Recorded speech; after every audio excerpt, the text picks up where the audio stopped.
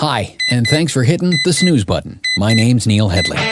Welcome to episode 5, and plenty to tell you about as far as this episode's concerned. Our guest is Dr. Lynelle Schneeberg. She's the author of a new book called Become Your Child's Sleep Coach. She's an assistant professor at the Yale School of Medicine and the director of the behavioral sleep program at the Connecticut Children's Medical Center. We talk a fair bit here about our kids and their sleep, but there's a lot of cross-pollination between adults sleeping and kids sleeping, and we'll get into that too.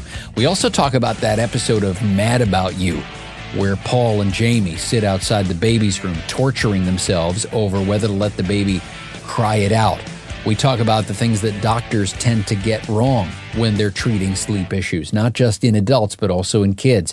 We talk about the things that you can do. We talk about modeling, for example, better behaviors for our kids. There's a lot of places to go here. So without further ado, Dr. Lynelle Schneeberg. First of all, I want to thank you for making time for this today. I really appreciate it. You are so welcome. Thank you for inviting me. The question that everyone gets at the beginning of every episode of the snooze button, be they a rock star or a neuroscientist or some combination of those two things, everybody gets the same question. How'd you sleep last night? I have a slight cold, so I didn't sleep as well as normal, but usually I'm a very good sleeper. So what does a person who studies sleep and advises other people on sleep for a living, what do you do on those nights when you can't? Because I'm always fascinated by the responses to this question. Yeah. So in my book, it's really important to have something to do near the bed that you find relaxing and distracting and sedentary, of course, to distract your mind a bit when you cannot sleep.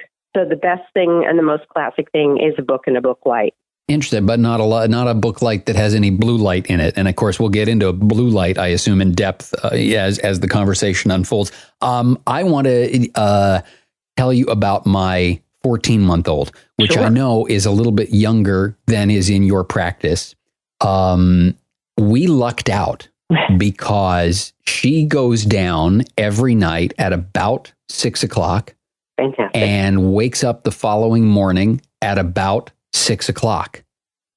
Fantastic. Right? Yeah. And that includes probably a 2-hour nap somewhere in the middle of the day, and maybe, depending on how packed full of stuff her day is, maybe even another quick lie down for 45 minutes or an hour in there. I mean, we at our end credit it to this gadget we've got that I think is very common in America. It's pretty rare to come across here in Canada. But it's the snoo. I'm assuming you've seen this thing. I have absolutely seen it.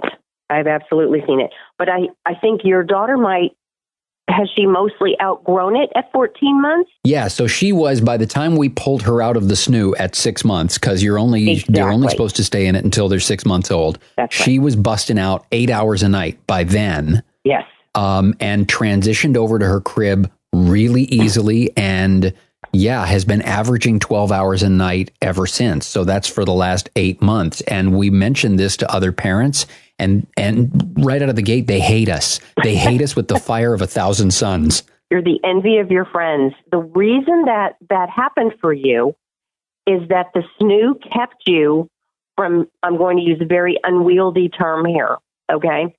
It's called a negative sleep onset association. Wow. Yeah.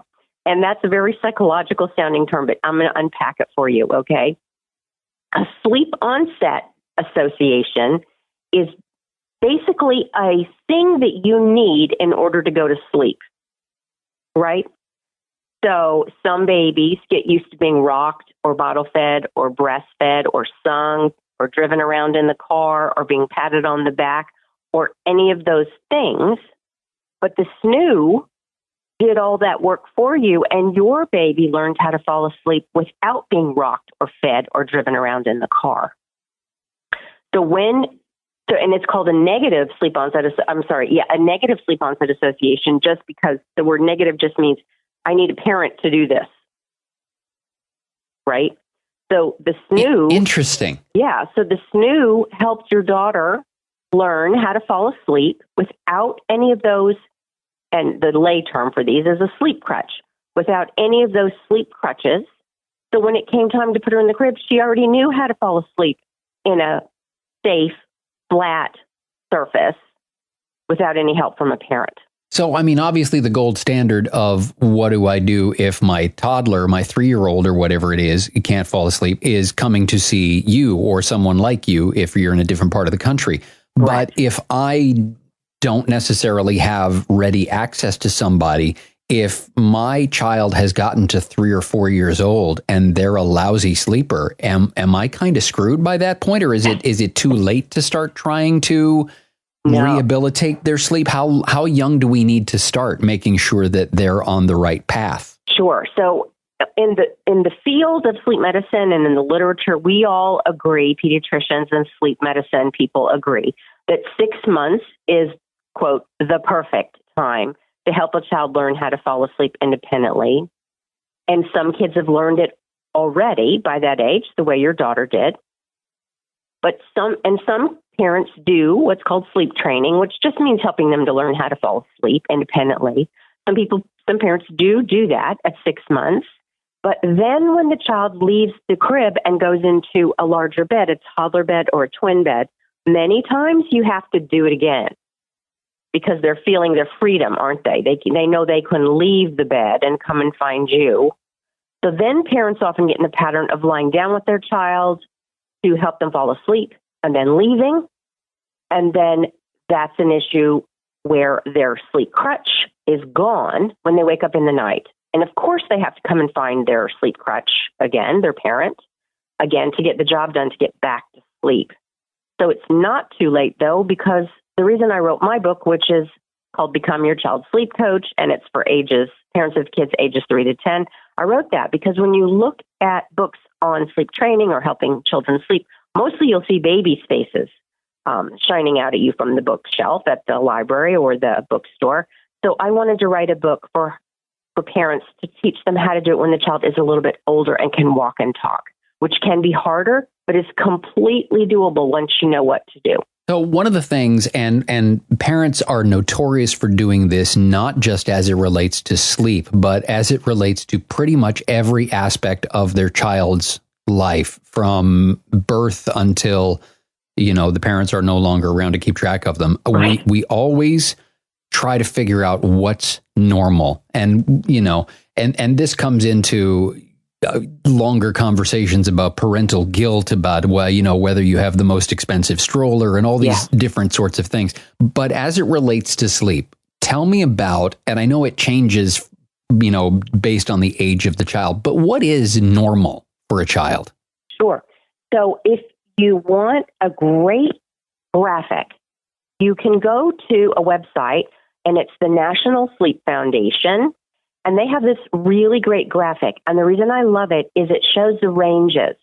And it shows the typical normal range in blue. And then it shows the low end of normal in yellow and the high end of normal in yellow above it. And it shows the age of children from birth and then takes you all the way through teenage years, adult years, and into, older age. So it has all in one place, this graphic that can help people, parents figure out, is my child sleeping the, quote, normal amount. So we'll make sure that the link to that graphic is in the notes for the show as well. I want to tell you about my 15-year-old. Sure. Because one of the reasons that I embarked on this entire journey in the first place is because, I'm averaging 3 or 4 hours of sleep a night and have for about the last 30 years, to the point where the guest we had on the second episode of the show, he's a world-renowned neuroscientist named Dr. Adrian Owen.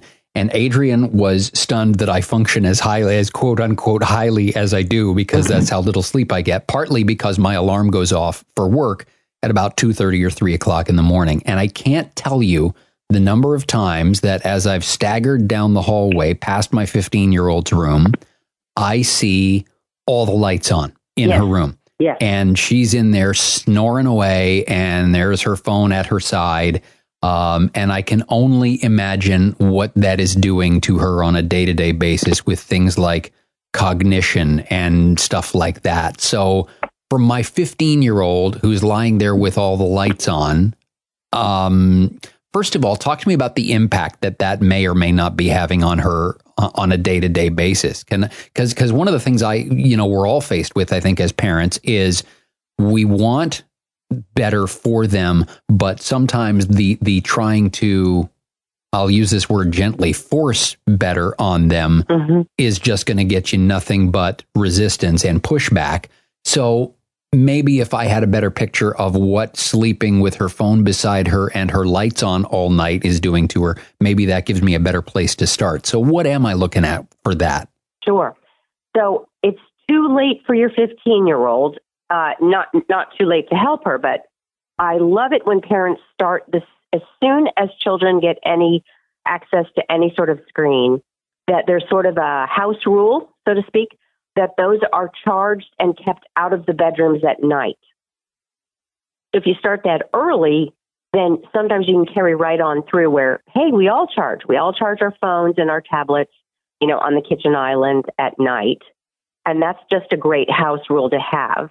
And then I've already headed in this direction a little bit in our conversation. I love it if every person in the household, young to old, has a reading light and a basket of books or magazines or drawing pads on the bedside. And even a teenager could learn to read themselves to sleep rather than using their phone. So if you can somehow head her in that direction so that she sort of finishes using her phone, turns the blue light off from dinner time on, as you already mentioned, and then leaves her phone downstairs before she goes upstairs, so to speak, to do her bedtime routine. And then she just curled up in bed with a book with all the other lights in her room off, and then just had her reading light. That would be ideal. So for someone who is in the position that she's in, I mean, first of all, I don't even know enough about, how sleep works in a 15-year-old to know whether or not the lights being on all night, is that posing a problem for her? Do I need to put her lights on a timer? It's technically not posing a problem for her as long as she falls asleep and stays asleep all night. But there are other problems related to it. So again, we talked about sleep onset associations. She's developed a pattern where one of her sleep onset associations, and we all have multiple ones, we all like a certain side of the bed, a certain thickness of pillow, a certain kind of blanket, certain number of lights on. Even you probably have one little light on, a nightlight in the bathroom, or a hall light or something. But she's learned to fall asleep with a lot of lights on for, who knows what reason. But she's only going to get older and go off to college and, get married and have a family. And it's unlikely that her roommate or her spouse is going to want to sleep in a well-lit room, right? So she's developed a habit that doesn't necessarily hurt her as long as she, you were to tell me she falls asleep and she stays asleep all night. But she's setting up a sleep environment that many other people would not agree with or want. And so for her, and this is one of the things that she and I have had a number of conversations about this, but I think as soon as Dad starts sharing the little bits and pieces that he knows about sleep, I get the teenage eye roll, et cetera. One of the things that I've found fascinating on this journey is it's not necessarily about how tired you feel, and that there are people who feel like they got enough sleep, but actually are having, cognitive impairments and things of that nature because they didn't get enough sleep, or at least on a chronic level. If you didn't get enough sleep last night, sure, there's a performance hit for today, but for people who regularly don't get enough sleep, that just becomes their new normal. Does it manifest in kids the same way that it does in adults? Yes. So kids who don't get enough sleep, there are a variety of downsides to that. They can be poorer planners, executive functioning. If they're teenagers and they're driving a car, you can look up a lot of research on the fact that automobile accidents peak for adolescents in the early morning hours when they're driving themselves to school. They're not going to learn as well. They're not going to have a very good attention span. Mood suffers. Anxiety increases. So there are many downsides to not having enough sleep each night. Is the current state of, because as I mentioned earlier, and it's a conversation that I've even had with people that run sleep labs, is that not everybody chooses to go to the sleep lab right out of the gate. And there are even, family doctors, general practitioners and whatnot, for whom get thee to a sleep lab isn't in their top 3 or 4 things that they will automatically suggest to a patient. So for a teenager, are there obvious signs that for a parent where if this is happening, you need to get your kid to see a sleep specialist or a sleep doctor of some kind? Is there something obvious that we should be looking for? Yes. So if it's really hard to get your child up for school every morning and it's a big fight, that's a clear signal, right?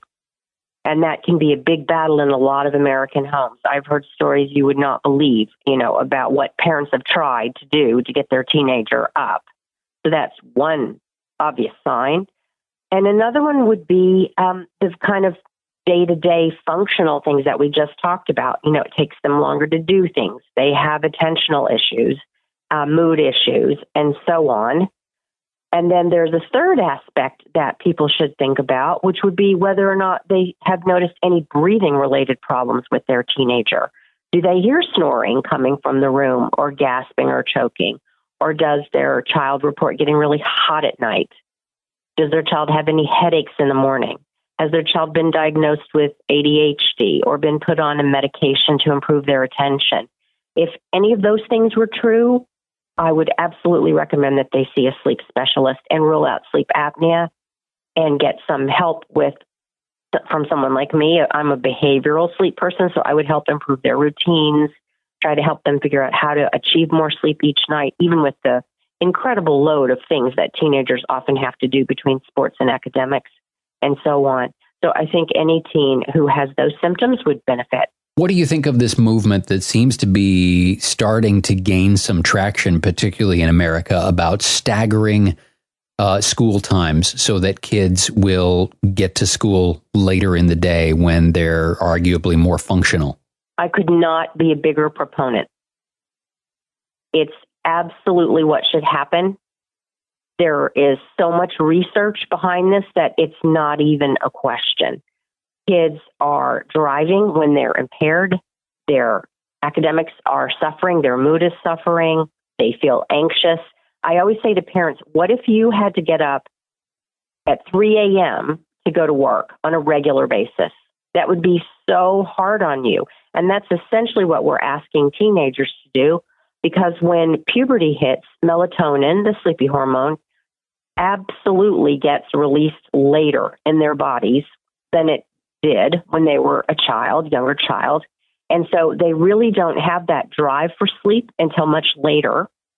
And then left to their own devices, they would probably sleep something like 1 a.m., let's say midnight to 1 a.m. to about 9 a.m., left to their own devices. And they're really their biological preferences, but we're forcing them to get up really early when that's really not biologically what should be happening.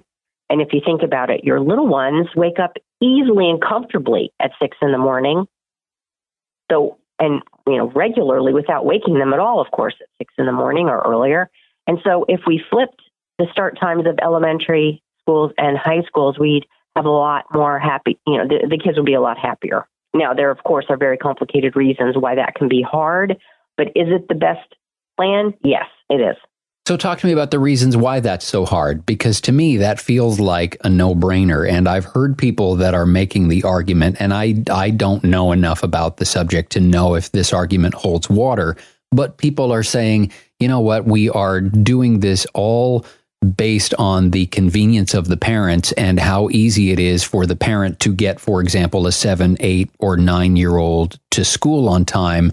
We send them to school that early is because it's what's convenient for mom and dad. Is there any validity to that?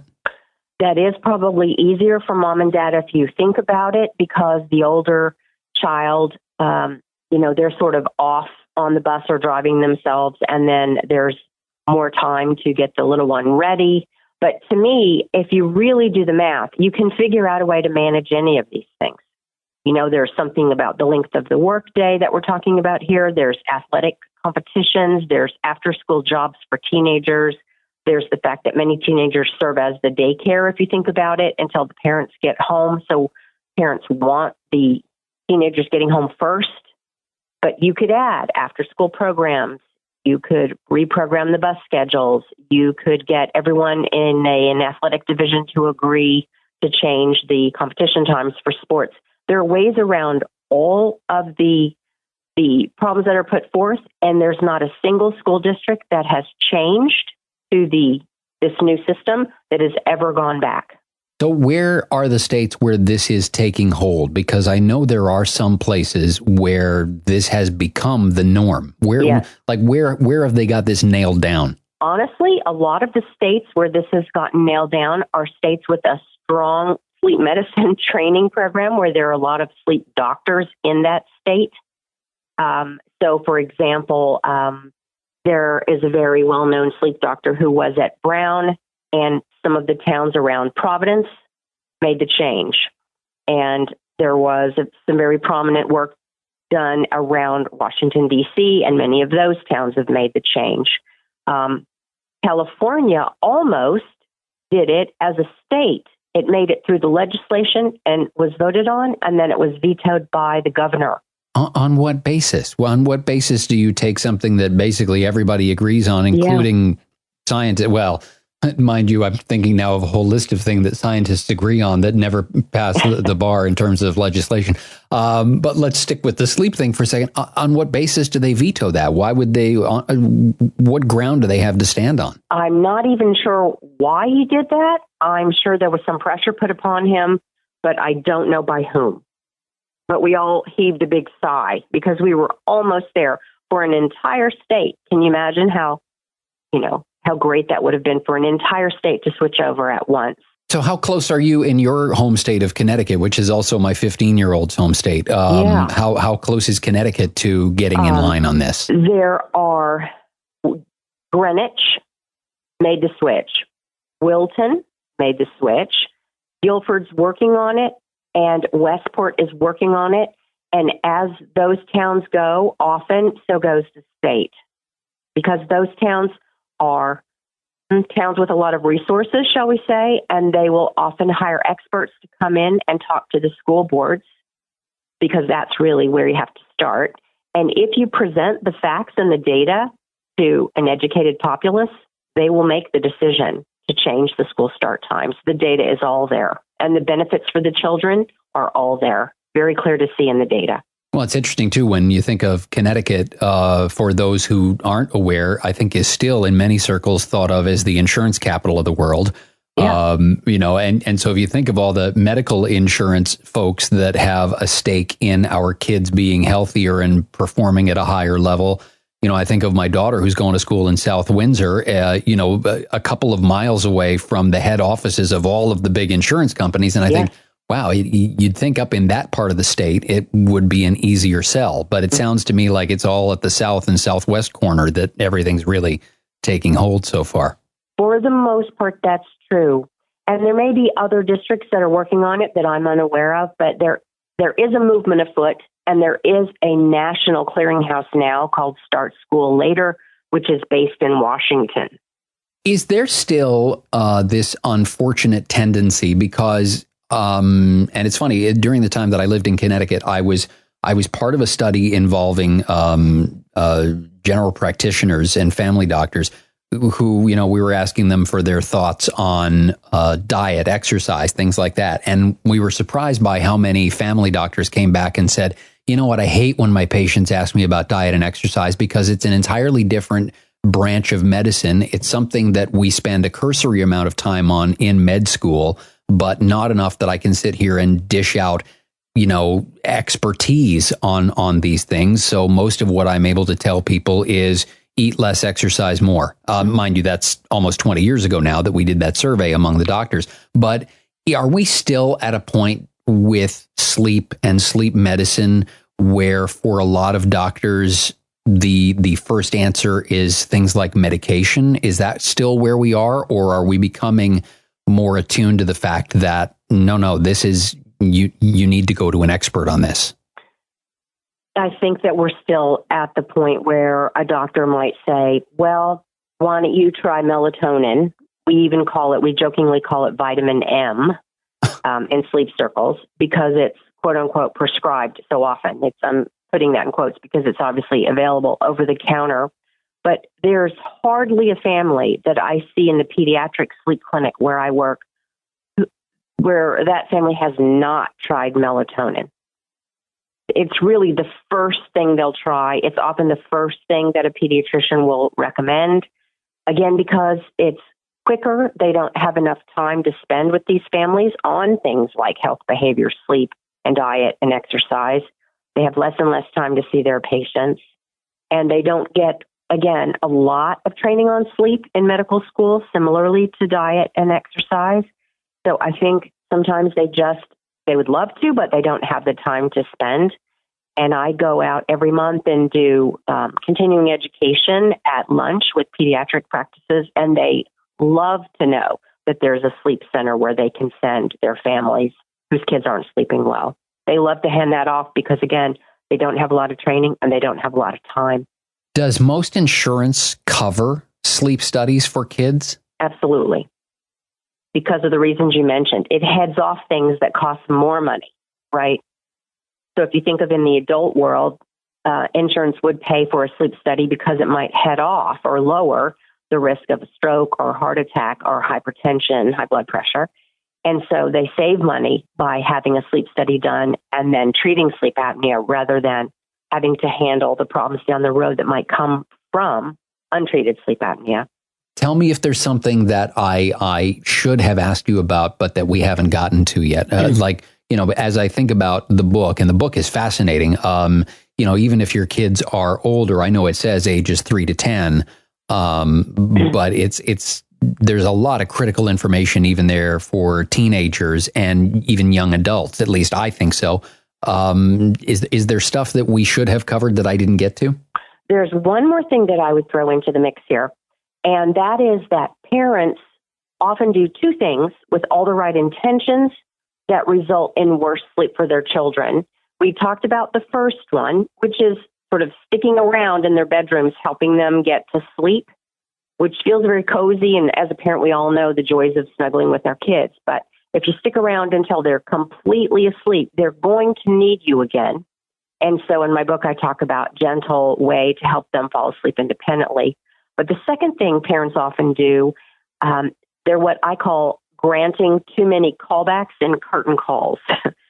So again, every parent knows that once you try to head out of your child's bedroom, they're going to call you back for a variety of creative reasons. And then sometimes when you think they're asleep, they're going to show up and make a curtain call in the living room and tell you that they're still awake and they don't feel sleepy at all. And there are some really great ways to manage those too. And I have a nice method in my book called bedtime tickets. So it's just a way to give your child 2 little tickets that you make during the day, and you decorate them with glitter or stickers, whatever you might like, and you hand them over to your child when you head out of their room. And when they call you back, you just exchange a ticket for whatever they want once and then twice for the 2 tickets. And then you're going to cue them to just read until they're drowsy enough to fall asleep. And that can head off that, 17 more callbacks and curtain calls that kids might like to make because they love you and they want to see you some more. So that's just a nice way to manage that a lot of parents enjoy using. Let me ask you about this, and I know this goes probably beyond the scope of the book, but I'm as we're talking about all the curtain calls and callbacks and all that, I'm reminded of, and forgive me if this is an obscure reference, the episode of the TV series Mad About You, which I love, Paul Reiser, Helen Hunt. It was a wonderful show. Where they are literally sitting on the floor with their backs to the baby's bedroom door, listening to the baby cry and feeling like the worst parents in the world. Talk to me about letting them cry it out. I mean, it's not a thing that we frankly dealt with very much because we had the snoo. Right. And the snoo helped with a lot of the, are they going to cry it out? Are they going to go back to sleep sort of thing? But for most parents, talk to me about crying it out. Is that a good idea? Is it a terrible idea? Are we bad people if we let our kids do that? Right. That's such a common question. And for me, I always tell the families that I work with, it's definitely a personal choice. The main goal, whether you do cry it out or what are called controlled checking, where you check every 5 minutes, every 10 minutes, every 15 minutes, your real goal is to separate your child's need for you to be able to fall asleep. So for most babies, of course, it's being bottle fed or breastfed to sleep. And you can work on that without doing any cry it out. For example, you could feed your child at around bedtime, and then you could make sure that they're awake again by maybe changing their diaper, walking them around the room and saying goodnight to the various animals in the room, the stuffed animals, and then putting them in to the crib and letting them finish the job of falling, going from wake to sleep. They'll say drowsy but awake, right? That's the phrase they use. And many times kids won't stay drowsy. They'll wake up and basically let you know they want more than that. But you could sit nearby, just providing your quiet presence while they're figuring out how to do that. Or you could go completely out of the room and wait, again, 5 minutes, then 10 minutes, then 15. Some parents believe it's better to go out and wait and give them quite a bit of time to figure it out. So it's really a personal preference, but most parents end up wanting at some point to help their kids learn how to do that independently. And there are multiple ways to get there. Let's make sure we know where everyone knows how to find the book, how to find you, all the social media stuff. Like let's go through the whole list of all the places we can find both you and the book. Sure. So the book is available, as they say, wherever books are sold. So it's on Amazon and Barnes and Noble. It's in bookstores and so on. It's easy to find. Become Your Child's Sleep Coach. And then you can find me really on all the other platforms just with my last name and Dr. DR. So just Dr. Schneeberg, which is DrSCHNeeberg. So that's how I am on Twitter. My website is drschneeberg.com or thebedtimedoctor.com. And my website has, I hope people will find, a lot of useful resources, especially under the blog tab. I've written lots and lots of articles on kids and sleep and how to get past the most common sleep issues. Bedwetting at a later age, maybe 7, nightmares, night terrors, how to help a child get ready for a sleep study, common mistakes parents make at bedtime, and so on. And then I'm on LinkedIn and Instagram and even Pinterest, where a lot of moms are, and so on. And it's always under my name, Dr. Schneeberg or Dr. Lynelle Schneeberg. One more question for you. Is there something that we as parents can do to model better sleep behaviors for our kids? Yes. So I think having a bedtime routine at all is really great modeling. So finishing up your work, straightening up, doing the last few things around the kitchen, straightening things up, and then going up and having a routine where you wash up, brush your teeth, wash your face, put on your pajamas and get in bed and read for a little while. Modeling that, I think, is really important.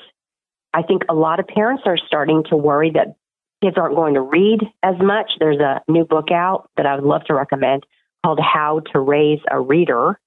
And it's by the New York Times book editor and the New York Times children's book editor. And one of their main recommendations is being sure that your children see you reading. So that's a great thing to model. It's just a really nice, relaxing bedtime routine that ends with reading. That's terrific. I'm so grateful you had time for this today. And again, we'll make sure that all the contact information and the links to the book and all of that are in the show notes. But I can't thank you enough for this. Oh, you're so welcome. I'm so thankful that you had me on. Thanks so much. There you go. Dr. Lynelle Schneeberg from Connecticut Children's Medical Center, also assistant professor at the Yale School of Medicine and the author of Become Your Child's Sleep Coach.